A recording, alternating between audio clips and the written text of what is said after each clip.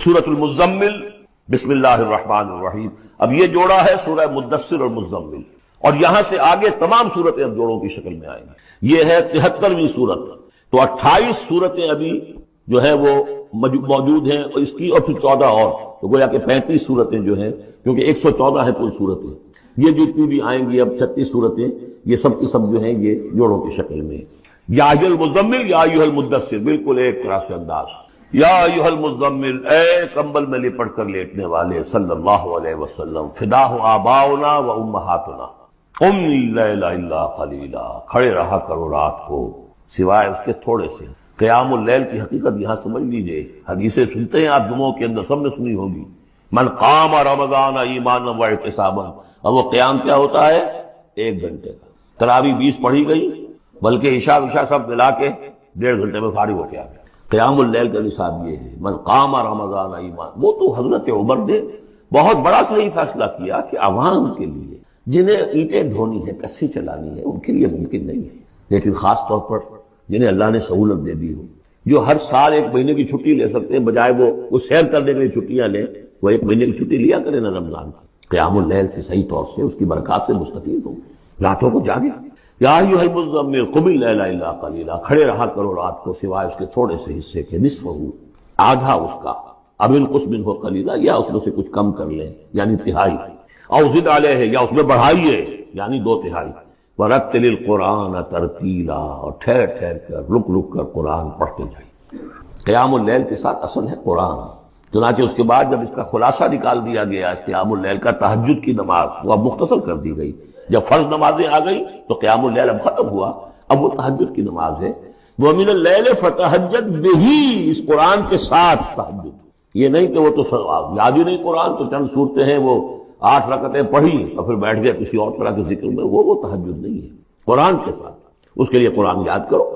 رتل القرآن ترتیلا، ترتیل کہتے ہیں ٹھہر ٹھہر کر ایک لفظ پر غور کرتے ہوئے قرآن کو پڑھنا۔ انا سنلقی علیک قولا ثقیلا، ہم عنقریب آپ پر ایک بہت بھاری بوجھ ڈالنے والے۔ اس سورہ مبارکہ کی ابتدائی آیات جو ہیں غالباً 9، یہ تیسری وحی ہیں جو محمد عربی صلی اللہ علیہ وسلم پر آئی، اور جو چوتھی وحی آئے گی وہ سورہ مدثر میں ہے، جس میں حکم ہے تبلیغ کا۔ وہ بھاری وزن آنے والا ہے آپ کے کاندھے پر، اب آپ کو تیاری کر لینی چاہیے۔ تیاری کیا ہے؟ اگرچہ آپ پہلے سے معراج انسانیت پر فائز ہیں، تاہم اس بار نبوت اور کار رسالت کی ذمہ داریاں اٹھانے کے لیے ابھی آپ کو کچھ اور ریاضت کرنی پڑے گی۔ راتوں کو کھڑے رہے، قرآن کو اپنے اندر جذب کرے۔ ان ناشئۃ اللیل ہی اشد وطئا واقوم قیلا، یقیناً رات کا یہ جاگنا یہی تو ہے کہ جو خوب مضبوط ہے، مؤثر ہے نفس کو کچلنے میں، وہ اقوام قیلا، اور جو قول ہوتا ہے وہ بھی سیدھا ہوتا ہے، سکون ہے، اطمینان ہے، اس وقت آپ کے اور رب کے درمیان کوئی حجاب نہیں۔ ان لک فی النہار سبحا طویلا، دن کے اوقات میں تو آپ کے لیے بڑی مشقت ہے، مصروفیت ہے۔ کبھی کوئی آیا کہہ گیا یہ تو مجنون ہے، اب آپ کے دل میں کدورت ہو گئی پیدا، کچھ نہ کچھ تکدر پیدا ہو گیا۔ رات کو کچھ نہیں ہے، آپ ہے اور آپ کا رب ہے۔ وَاذْكُرِ اسْمَ رَبِّكَ وَتَبَتَّلْ إِلَيْهِ تَبْتِيلًا، اپنے رب کا نام جپا کرو اور بالکل ہر طرف سے کٹ کر اسی کے ہو جاؤ۔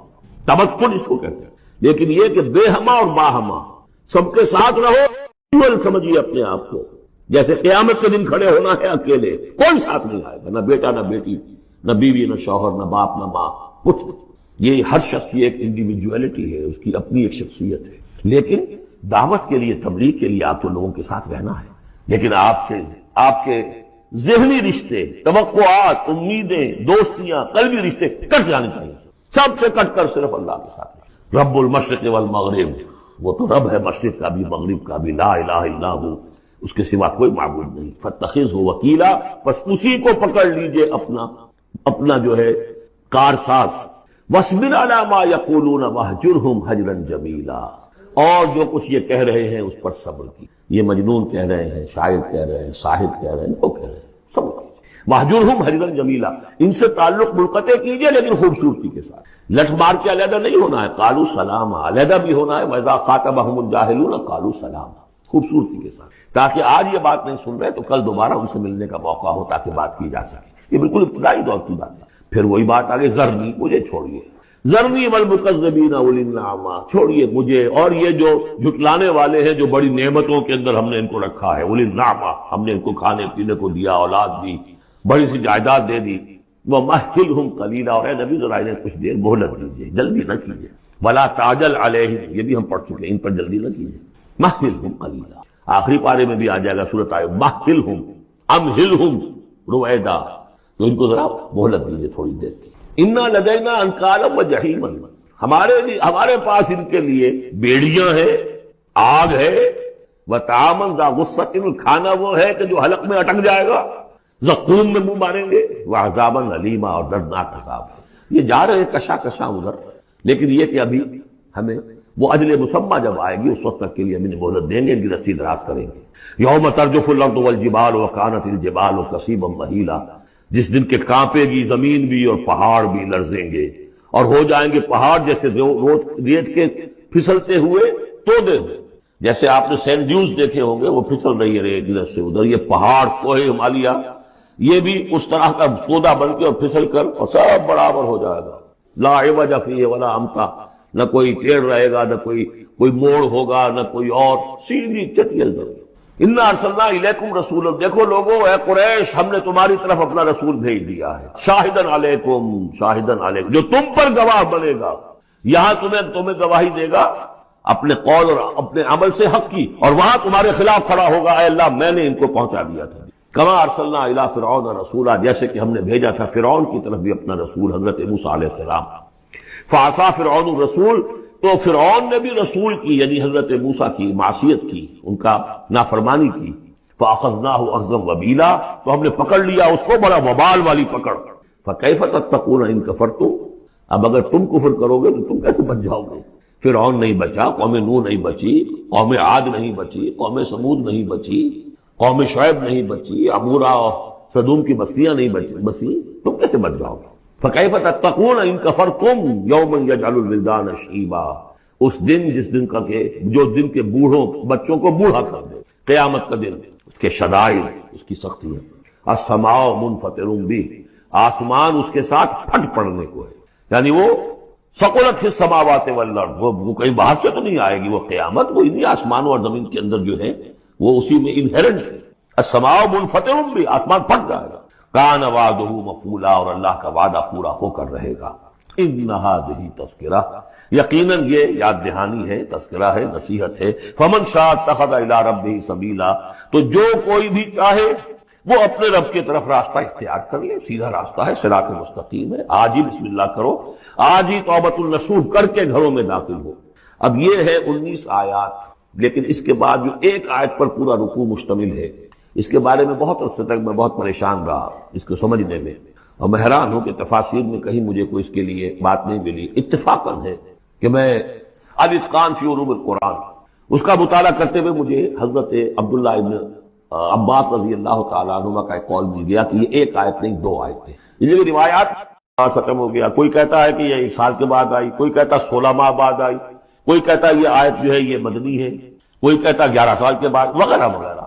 تو اس حوالے سے یہ کہ سمجھ میں نہیں آتا تھا کہ کیا مسئلہ کیا ہے، اس قدر مختلف آراء کیوں ہیں، تو سمجھ میں آیا کہ یہ 2 حصوں میں آیت نازل ہوئی ہے، لیکن اب اس کو ایک آیت شمار کریں گے جو حضور نے بتایا ہے۔ ان ربک یعلم انک تقوم ادنی من ثلثی اللیل ونصفہ وثلثہ وطائفۃ من الذین معک، اے نبی آپ کا رب جو ہے جانتا ہے کہ آپ بھی کھڑے رہتے ہیں تقریباً 2/3 رات اور نصف رات اور رات کا تہائی حصہ، وطائفۃ من الذین معک، اور یہ کہ آپ کے ساتھ بھی جو جماعت ہے ان میں سے لوگ آپ کے ساتھ کھڑے رہتے ہیں۔ واللہ یقدر اللیل والنہار، اللہ تعالیٰ نے ہی رات اور دن کا ایک اندازہ مقرر کیا ہے، یہ مشقت زیادہ دیر نہیں جھیلی جا سکتی، لہذا علم ان لن تحصوہ، اللہ جانتا ہے، اس کے علم میں ہے کہ تم اس کی پابندی نہیں کر سکو گے۔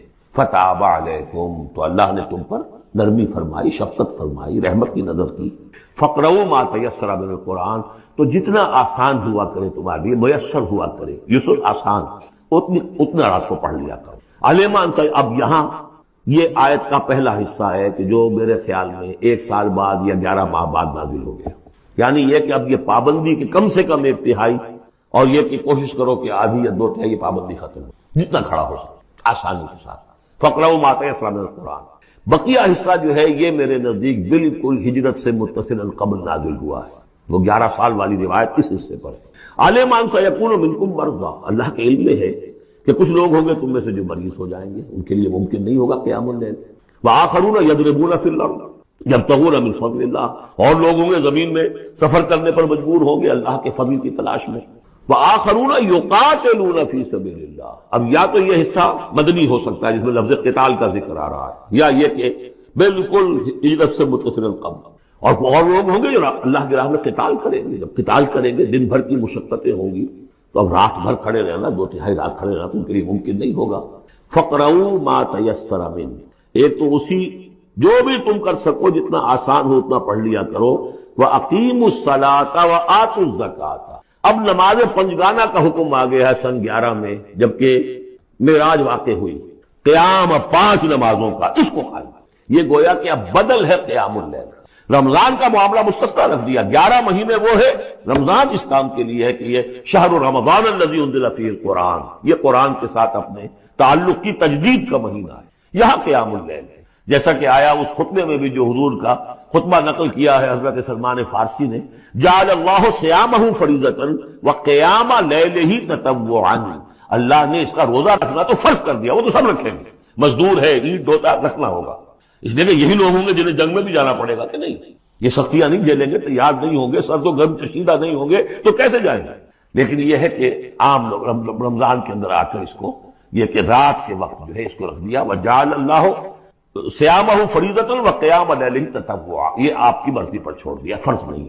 حضرت عمر نے اس کا یہ کیا کہ ایک حصہ تو ایسا کر دیا کہ کوئی بھی شخص محروم نہ رہے، چلے 1 گھنٹے کے اندر وہ تو ہر شخص سن لیا کرے، لیکن ان کا سننا یہ تھا کہ اسد الخضر بردی عزت، جو بھی قاری پڑھ رہا ہے وہ سمجھ رہے ہیں، ہمارے ہاں وہ سننا ہی سننا رہ گیا، باقی سمجھ تو ہے ہی نہیں، زیرو ہے۔